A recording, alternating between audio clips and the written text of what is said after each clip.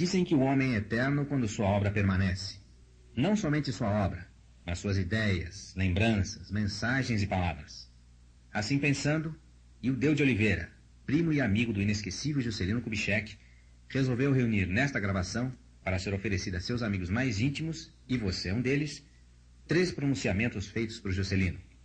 Um, em 1961, quando, como senador, defendeu no Congresso Nacional a posse de João Goulart na presidência da República. Outro, no dia 7 de junho de 1964, também como senador, à véspera da cassação dos seus direitos políticos. E o terceiro, em 1974, numa reunião entre amigos, por ocasião do 10º aniversário de sua cassação. Ouça-os com atenção, saudade, respeito e admiração por aquele que foi, além de amigo sincero e grande democrata, o nosso maior presidente da República. Estes discursos, como seu personagem, fazem parte da memória nacional. Ouça-os e guarde com carinho, porque no presente e no futuro, a história estará sempre falando em Juscelino, pela voz inarticulada do tempo. A palavra, o senhor senador Juscelino Kubitschek de Oliveira.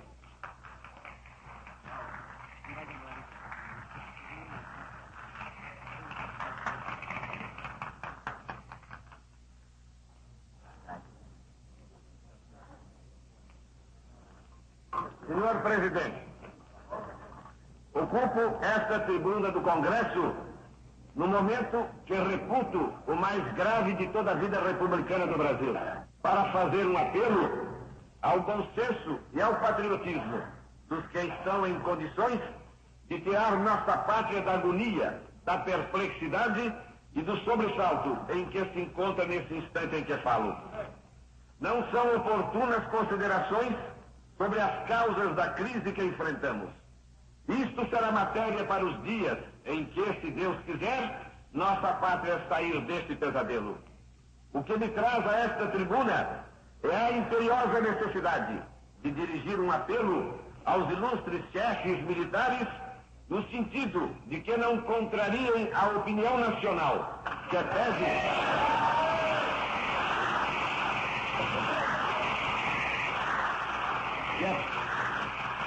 pede, reclama e exige a posse do presidente senhor João Goulart,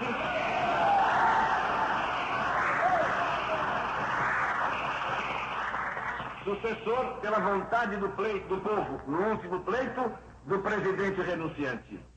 Nunca supus, senhor presidente, que o respeito pela ordem legal e constitucional estivesse tão profundamente enraizado no coração e no espírito do povo brasileiro.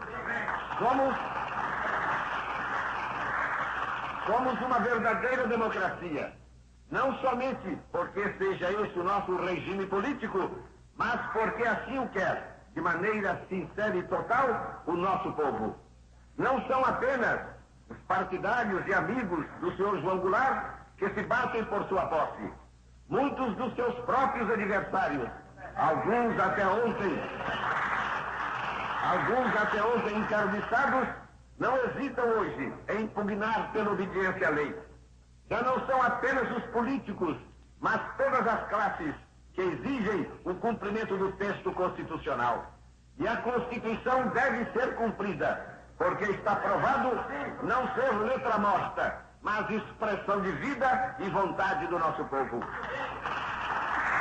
Jamais as Forças Armadas se colocaram contra a opinião do país, e a opinião do país é esta: prosseguimento da democracia e da legalidade com a posse do representante legítimo da vontade nacional.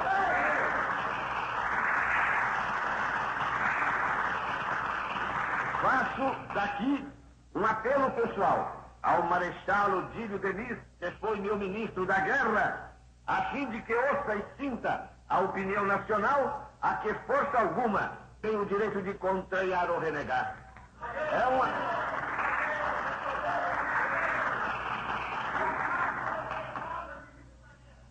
É um apelo de homem público para homem público, de brasileiro para brasileiro, de amigo para amigo. Peço ao ministro da Guerra, guardião das mais nobres e legítimas tradições legalistas, que não permita seja contrariada a lei e colocados em oposição, forças armadas e nação. Muito bem. Ao mesmo tempo que faço este apelo, que compreende uma advertência, desejo informar ao país dos propósitos harmonizadores do Sr. João Goulart. Ao atual presidente da República, só animam os sentimentos e desejos de pacificar o nosso Brasil, de governar de acordo e em respeito aos sentimentos da nacionalidade, que são cristãos e, como já disse, profundamente democráticos.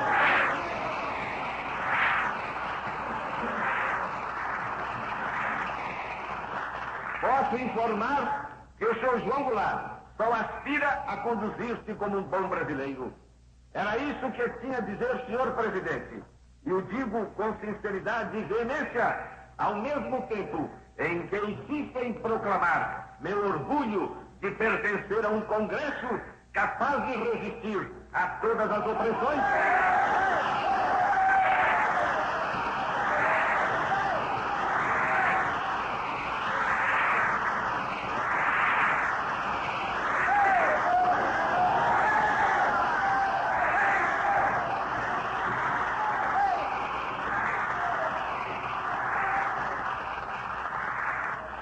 Capaz de resistir a todas as pressões e conservar-se fiel à lei constitucional e à lei moral.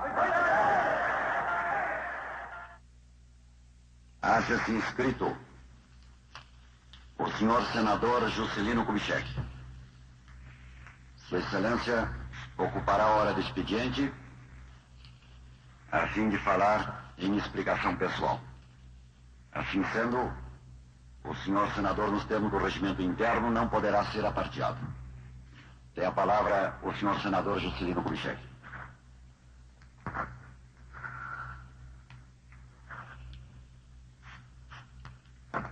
Senhor presidente,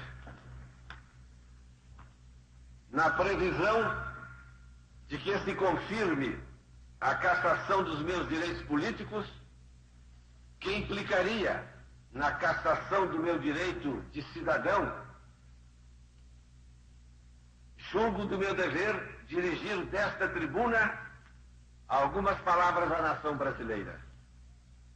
Faço-o agora para que, se o ato de violência vier a consumar-se, não me veja eu privado do dever de denunciar o atentado que na minha pessoa vão sofrer as instituições livres. Não me é lícito perder uma oportunidade que não me pertence, mas pertence a tudo o que represento nesta hora. Julgo, sem jactância, ser este um dos mais altos momentos da minha vida pública. Comparo-o ao instante em que recebi a faixa presidencial, depois de uma luta sem tréguas contra as forças de toda ordem, inclusive as da calúnia, que em vão tentaram deter a vontade do povo brasileiro. Naquela ocasião, assumi perante a minha própria consciência a determinação de não me deixar guiar por ressentimentos ou por mágoas, por mais justas que fossem. Perante Deus, perante o povo, diante desta casa, posso afirmar que, presidente da República, durante 5 anos, zelei pela paz do Brasil, não autorizando, não permitindo, não pactuando com qualquer atentado à liberdade de quem quer que fosse e agindo sempre com dignidade administrativa. Neste momento, sinto uma perfeita correlação entre a minha ação presidencial e a iníqua perseguição que me estão movendo. É que a mesma causa continua viva, a mesma causa da defesa das instituições livres pela qual lutei. É essa causa que me transforma agora em vítima preferida da sanha liberticida que tenta marcar e manchar uma revolução feita para salvar-nos da tirania comunista. Sou ainda o mesmo cidadão, Ontem, detentor do governo, chefe constitucional das Forças Armadas, aquele que amparou e promoveu os seus mais ferrenhos adversários. Hoje, um homem desarmado, sem possibilidades de reação material, mas disposto a reagir com a energia, a determinação, a coragem dos que combatem para cair de pé. Não tenho de que me defender. Pela própria mecânica do ato institucional, aos fulminados não é dado acesso às peças acusatórias. Voltam-se assim os revolucionários do Brasil contra as mais sagradas conquistas do direito. Não sei exatamente do que me acusam. Só recolhi boatos e murmúrios de velhas histórias já desfeitas e desmoralizadas por contestações irretorquíveis. Já a nação vive sob os efeitos do terror. E aqui expresso a minha solidariedade aos que estão sofrendo processos de inquirição que lembram os momentos mais dramáticos por que passou a humanidade. Se me forem retirados os direitos políticos, como se anuncia em toda parte, não me intimidarei, não deixarei de lutar. Do ponto de vista de minha biografia, só terei do que me orgulhar desse ato. Lamento apenas que a nação, através do partido que recentemente me indicou para as eleições de 65, sofra essa vil afronta. Mas essa mesma afronta terá reparação certa pelas urnas ao primeiro ensejo com qualquer outro nome pessetista. Porque então, senhor presidente, é o caso de perguntar-me se me deveria envaidecer de tão grande privilégio o de ser o alvo principal da luta antidemocrática, porque me invade neste instante uma tristeza das mais terríveis, porque já passei em toda a minha acidentada vida pública. Essa tristeza nasce, sem dúvida, de que, se por um lado me oferecem uma oportunidade de glória, por outro lado ferem o nosso país, humilhando na minha pessoa a nossa civilização, degradando-nos no conceito das demais nações livres e fazendo da revolução algo que merecerá o repúdio de todos os democratas do mundo. É com esse terrível sentimento de pesar que espero a consumação da iniquidade que anunciam para breve. Meu voto aqui já serviu para eleger o atual presidente da República, em cujo espírito democrático confiei. Mas meu sacrifício, exigido pelo ódio e pela incompreensão, servirá para ajudar numa nova luta em favor da paz e da dignidade do povo brasileiro. Mais uma vez, tenho nas mãos a bandeira da democracia que me oferecem, neste momento em que, com ou sem direitos políticos, prosseguirei na luta em favor do Brasil. Sei que nesta terra brasileira as tiranias não duram, que somos uma nação humana penetrada pelo espírito de justiça, homem do povo, levado ao poder sempre pela vontade do povo. Adianto-me apenas ao sofrimento que o povo vai enfrentar nestas horas de trevas que já estão caindo sobre nós. Mas delas sairemos para a ressurreição de um novo dia, dia em que se restabelecerão a justiça e o respeito à pessoa humana. O ato das forças tirânicas que ameaçam apossar-se da revolução e banir-me da vida pública terá consequências que dificilmente poderão ser previstas. Sabe Deus que não as desejo, pois não me fez o Criador para desejar o mal a quem quer que seja, e muito menos a meu país, como não me fez para destruir, e sim para construir. Mas, querendo eu ou não, a semente da injustiça, do arbítrio, da maldade, da crueldade, da violação da pessoa humana, do desrespeito, medrará, crescerá, dará frutos e depois, como tem acontecido invariavelmente, o castigo chegará levando tudo de vencida. Infelizmente, não serão apenas os maus semeadores que recolherão as tempestades negativas, mas também este pobre povo, vítima dos erros dos seus dirigentes. Repito, o golpe que na minha pessoa de ex-chefe de Estado querem desfechar atingirá a vida democrática, a vontade livre do povo. Não me estão ferindo pessoalmente, mas a todos os que se julgam no direito de escolher a quem desejam escolher para presidir o seu destino. Esse ato é um ato de usurpação e não ato de punição. Será um ato de traição às promessas da Revolução, que ofereciam oportunidade a todos os brasileiros de colaborarem na obra comum de reconstrução do país. Muito mais do que a mim, caçam os direitos políticos do Brasil. Dirijo-me agora de maneira particular aos países estrangeiros, aos meus amigos do exterior, à opinião pública internacional, para dizer-lhes que não julguem o meu país por este ato inspirado no ódio. Quero pedir-lhes que confiem não apenas na capacidade de recuperação do Brasil no plano econômico, mas também nas grandes reservas morais de nosso país. Não nos julguem por este ato de deplorável fraqueza política de uma parte dos cidadãos armados para a defesa nacional e que se voltam contra os seus homens públicos, oferecendo um tão injusto quanto bárbaro retrato do Brasil aos observadores do mundo exterior.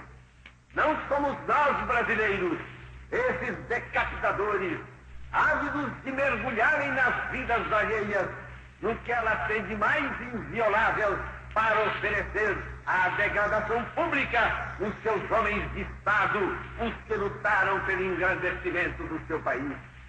Estamos apenas atravessando uma hora difícil, mas este é um país democrático que repele os extremismos de qualquer natureza. Não nos julguem apenas por um ato, é o que peço a todos os que nos contemplam de fora, neste momento em que me elevam uns poucos acima de mim mesmo pela discriminação do ódio e pela cegueira criminosa. Diante do povo brasileiro, quero declarar que me reinvisto de novos e excepcionais poderes, neste momento, para a grande caminhada da liberdade e do engrandecimento nacional.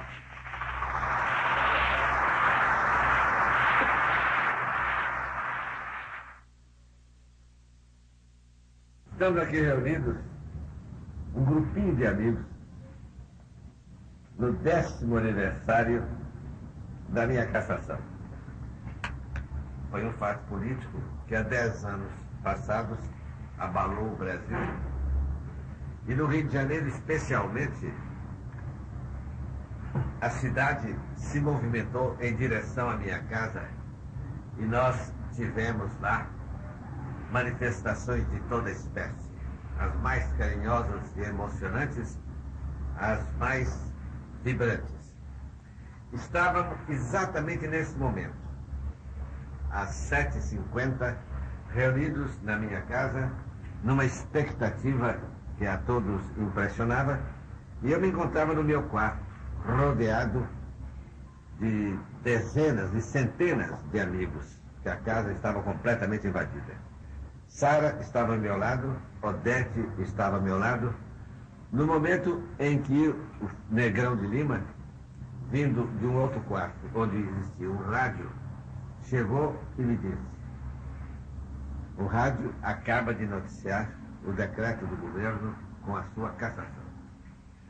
Eu tranquilamente respondi. Imaginava que este ato viesse amanhã. eles anteciparam de 24 horas. No mesmo instante, houve uma mobilização total na cidade do Rio de Janeiro. Uma multidão se reuniu diante da minha casa. Essa multidão chorava, aplaudia, cenas da maior emoção. Quando, numa certa altura, chegou um grupo de lacerdistas que quis perturbar a manifestação. E estabeleceu-se então um conflito, e os lacerdistas foram derrotados rapidamente e expulsos para a praia, restabelecendo ali apenas a convivência dos milhares de amigos que estavam reunidos diante da minha casa. O telefone batia de minuto em minuto. E eu pude ver, coisa curiosa, como a ausência de uma liderança impressiona e emociona os seus partidários. Porque eu atendia telefonemas das pessoas mais ilustres e mais modestas do Rio e do Brasil, que choravam convulsivamente no telefone. E eu pude, tempos depois, sentir realmente o que é a importância de se perder um líder político. Eu estava nos Estados Unidos e muito desejoso da escolha de Roberto Kennedy para presidente da República, porque nos diversos contatos que eu havia tido com ele, tinha certeza que ele iria, com as suas decisões, com a sua defesa intransigente do princípio da liberdade, levantar todos aqueles que no continente americano defendiam a mesma tese, mas que por falta de um apoio decidido de um grande líder continental, não encontravam ressonância nem para suas ideias, nem para as suas palavras. Na véspera de eu deixar os Estados Unidos, dentro de 10 dias ele iria à Califórnia para as eleições preliminares que decidiriam efetivamente se ele seria ou não o candidato à presidência da República. E eu me encontrei com ele no quarteirão próximo ao meu hotel.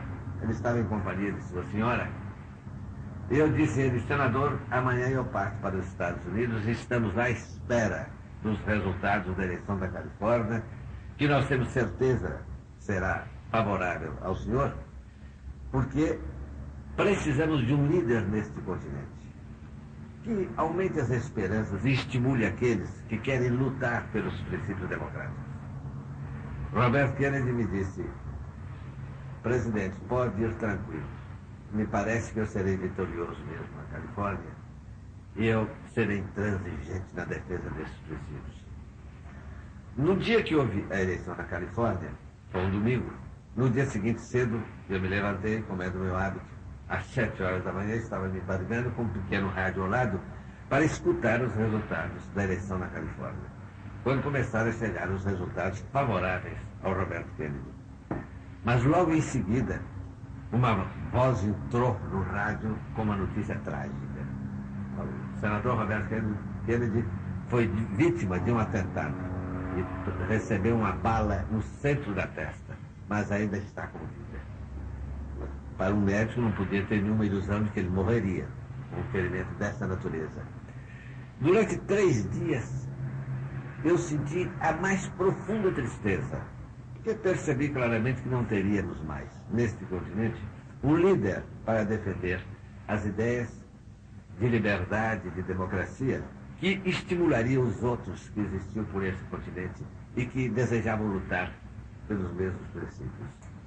De modo que aí é que eu pude realmente verificar que no dia da minha cassação, aquelas notícias, aquelas telefonemas angustiosas que eu recebia de toda parte, com pessoas soluçando ao telefone, era por isso, porque perder um líder político realmente representa a perda de uma esperança, a perda de um princípio que afinal ninguém pode viver sem se orientar por grandes ideias.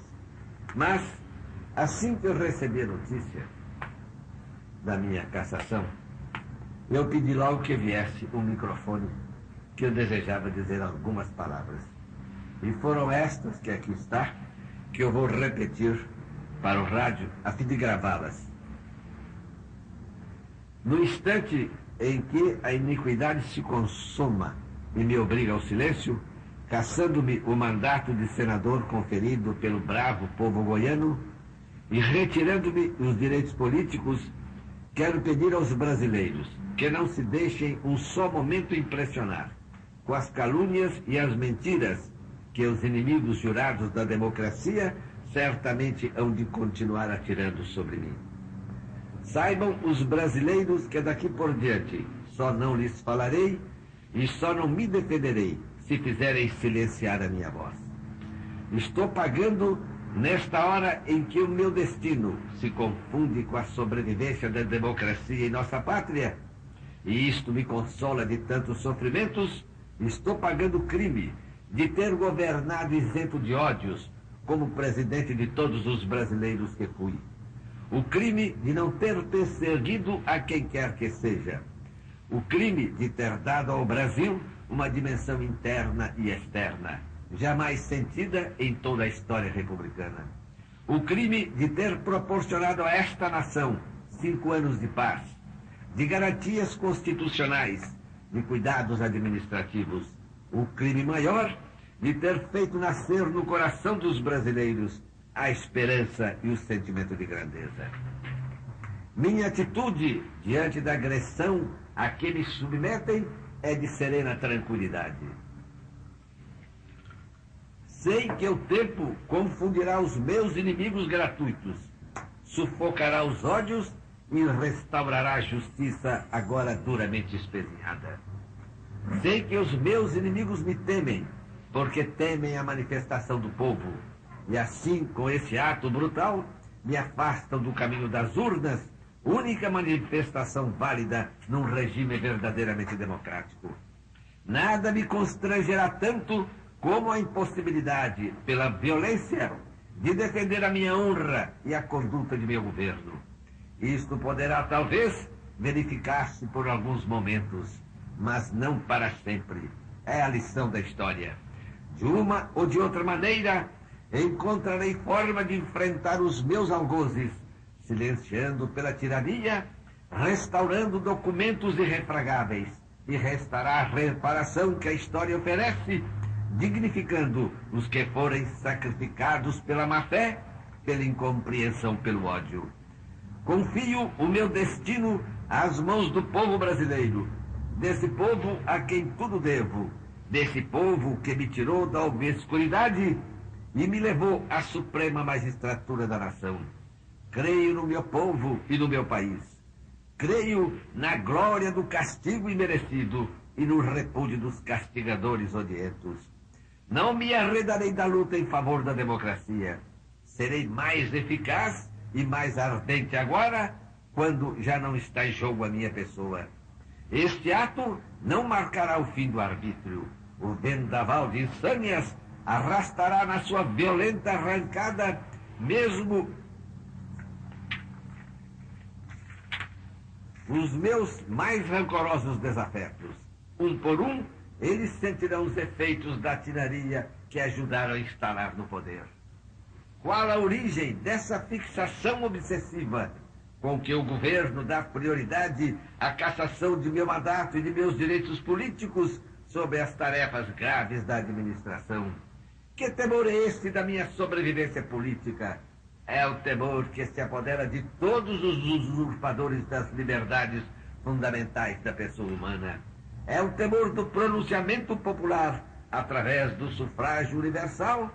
É o temor da força da própria democracia. Volto-me com piedade para os executores da minha liberdade política, porque sei quão frágeis as tentativas de um regime de força no cenário tradicional da democracia brasileira. Não aceito o julgamento dos que agora me julgam. Só aceito o julgamento do povo, pois só nele reconheço o juiz das minhas ações. Encerro estas palavras com um agradecimento às manifestações de solidariedade e de carinho que venho recebendo de todo o país, de todas as classes sociais, mas principalmente dos humildes, daqueles que jamais se aproximaram de mim nas horas do fastígio. As vigílias cívicas dos anônimos me reconfortam e me compensam fartamente dos esforços e das canseiras de todos esses anos de luta. É ainda com uma palavra de amor a esta terra, de reconhecimento aos meus amigos e de esperança na redenção do Brasil, que, afastado da vida pública do meu país, me disponho a encarar face a face, se preciso for, os autores dessa ignomínia. Estas foram as palavras que eu pronunciei imediatamente após a minha cassação. Elas tiveram uma grande repercussão e, em seguida, no dia seguinte, o deputado Renato Azeredo pronunciou um magnífico discurso na Câmara dos Deputados e inseriu no seu discurso, para que ficasse guardado nos anais do Congresso, essa declaração feita na minha casa logo depois do ato do governo. Quem estivesse presente, ou quem procurar recompor e reconstituir o que era a atmosfera daqueles dias, sabe o que representam estas palavras. O pânico dominava o país, todo mundo apavorado com o governo. E logo em seguida, a minha casa cercada completamente de polícia, com as metralhadoras voltadas para a minha sala e para os meus quartos, eu vivi vários dias debaixo dessas ameaças. No andar de baixo morava o embaixador da Espanha. Ele me procurou 2 ou 3 dias depois e me disse: presidente, o senhor não pode ficar aqui no seu apartamento. Eu moro no apartamento de baixo e estou assistindo o perigo que o senhor e a sua família estão correndo. Sária e as meninas não me abandonaram um instante, com muita coragem, com muita decisão e com uma solidariedade que há de ficar escrito sempre nas minhas melhores recordações. Mas, disse eu ao embaixador, como vou eu fazer? Diz o embaixador, o senhor tem que sair do Brasil e o governo espanhol manda convidá-lo para que o senhor vá para a Espanha. E está aqui o telegrama do governo em que diz que todas as portas da Espanha estão abertas para recebê-lo com uma grande honra. Dias depois, seguia eu para o exílio, onde passei 3 anos. Depois desses 3 anos, voltei para o Brasil. Recomecei a minha vida no trabalho e, procurando absorver-me totalmente em outras atividades, acabei realizando uma profecia que eu mesmo fiz. Quando, poucos dias, no Palácio da Alvorada, os jornalistas me perguntavam: o que vai fazer o senhor depois que deixar o governo? Respondi: vou ser fazendeiro no Planalto Central. Levei 14 anos para cumprir a minha palavra. Hoje aqui estou. E esta fazenda tem me dado pretexto para voltar aqui a Brasília e acompanhar mais de perto o trabalho e o esforço que esta cidade representa no sentido da conquista desse Brasil ainda tão abandonado e tão deserto na região amazônica. Mas não vou prosseguir mais nessas minhas considerações. Mas eu não podia deixar. 10 anos depois de tanto sofrimento, e eu sei bem o que eu passei nesta fase, nos 3 anos de exílio, nas perseguições constantes de que eu fui alvo, eu sei muito bem o que valeram esses 10 anos. E, graças a Deus, estou eu aqui na casa do Carlos Murilo, que ainda ontem lia para mim um discurso que ele pronunciou na Câmara, que é um modelo de bravura, de correção e de lealdade. Estamos aqui na casa de Carlos Murilo e dessa minha querida e extraordinária hospedeira, que é Deia. E agora, quando Sara chegou, Odete, César Prates, Jofre, Maurício, Eliette, Ilveu e os nossos 2 amigos aqui de Brasília, é para mim tão agradável estar numa roda pequena dessa, sentindo que eu tive a resistência humilde, digna, a resistência do homem que nunca se curvou diante das ameaças que lhe fizeram. E resistiu a tudo. E enfrentou uma revolução sozinho e desarmado. Revolução que procurou transformar a sua imagem completamente. E que fez, de uma maneira mais cruel, da maneira mais terrível, o esforço para apresentá-lo ao país da maneira diferente do que ele tinha sido. Mas hoje, ainda há poucos momentos, nós estávamos num café em Brasília, onde todo mundo me vinha pedir autógrafos. Crianças, adultos e velhos, e eu sentia que esse trabalho foi realmente inútil. e que o povo respondeu, como eu disse nestas palavras, julgando-me com seu generoso acolhimento. Eu estou hoje muito feliz nessa pequenina roda em que nos encontramos e vim especialmente para Brasília, para sentir no cenário das lutas mais intensas que eu travei no meu governo a comemoração de uma data que, ao invés de ser para mim, como eles queriam, o próprio, representa para mim uma glória e uma redenção. A noite de 8 de junho prossegue. Nós deixamos a casa de Déia e de Carlos Murilo e viemos para a casa de Irineu e de Neuza. A sessão cívica em que se transformou a nossa pequenina reunião na casa dos nossos grandes anfitriões deixou uma impressão admirável, porque nós pudemos rememorar no percurso destas poucas horas os 10 anos que começaram em 64 e terminaram hoje. Todos falaram. O Renato, com a inteligência admirável que Deus lhe deu, e mais do que a inteligência, com a nobreza do seu caráter. E nesse instante não se pode deixar de fazer uma homenagem muito especial a este ilustre representante do povo mineiro. Mas eu não estou me dirigindo ao político. Estou me dirigindo ao amigo querido de todas as horas. Muito bem. Em 10 anos de adversidade política, ele foi de uma extrema correção. Muito bem. De uma lealdade que o coloca na minha admiração como uma das expressões mais altas da dignidade humana.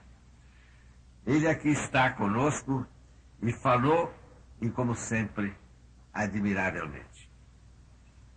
Também estamos aqui na casa de Bicalho e de Cristina. Todos esses amigos compõem hoje o quadro da reunião que nós estamos realizando. E também não podemos deixar de silenciar o nome de Luiz Paniago de Souza e de Milton Moraes, que estiveram conosco durante estas horas como amigos de Brasília.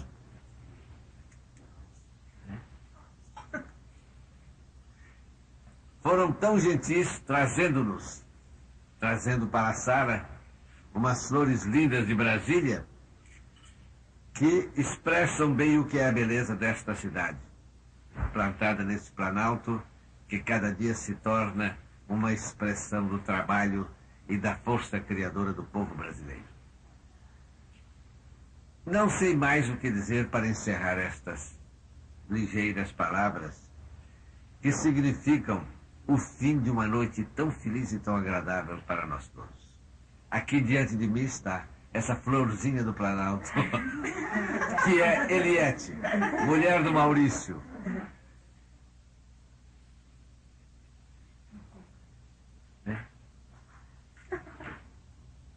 Maurício, que também não é um parente, porque está naquela categoria da opção que a gente faz. Os amigos valem mais do que os parentes, porque os amigos a gente escolhe, e os parentes já vêm por força de um destino. Muito bem. Mas, nessa hora, eu quero agradecer a todos os amigos que me acompanharam nessa reunião tão singela e tão simples. E quero dizer que saio destes 10 anos mais fortalecido, mais maduro e mais convencido de que valeu a pena a adversidade que eu vivi. Muito bem. Porque nela eu pude temperar o aço dos meus nervos, da minha vontade, para prosseguir a nossa caminhada. Sara, melhor do que eu, melhor do que todos nós, expressou em rápidas palavras o agradecimento aos amigos que nos acompanharam nessas horas de infortúnio. A ela também eu quero dar a minha palavra de um agradecimento muito sincero pela companhia admirável que me fez durante esses 10 anos. Muito bem. Muito bem. E quero também, meus senhores e minhas senhoras, encerrar esta reunião agradecendo a Neuza, a Edeu, que tem sido aqui para nós o centro das nossas reuniões. Ela como presidenta. E o Edeu como o infatigável companheiro, que está sempre disposto a fazer tudo para tornar agradável a nossa permanência em Brasília. De modo que eu deixo agora aberto o pouco que existe ainda dessa fita, para quem quiser usar dela e deixar ainda um rastro da passagem dessas horas da liberdade. Muito bem.